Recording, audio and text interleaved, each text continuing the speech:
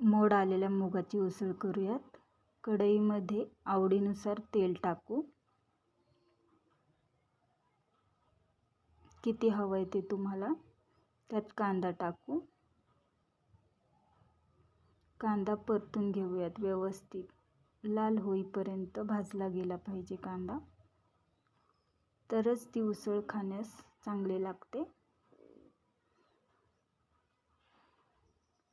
अशा पद्धतीत लाल होईस्तोपर्यंत कांदा भाजूयात।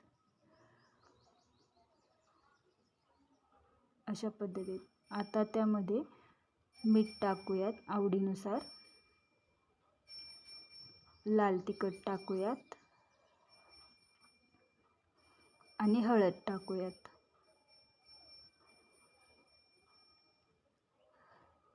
जास्त मसाल्याची गरज नाही यासाठी।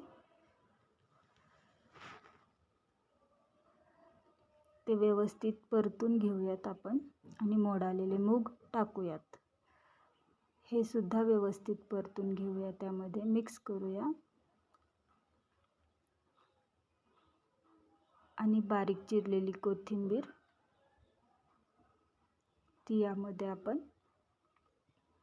टाकूयात आणि ती व्यवस्थित परतून घेऊया।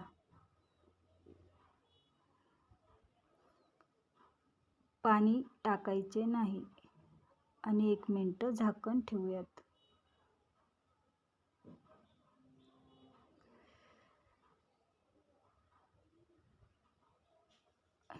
हे असं व्यवस्थित मिक्स करायचं। झाली मोड आलेले मूग तयार।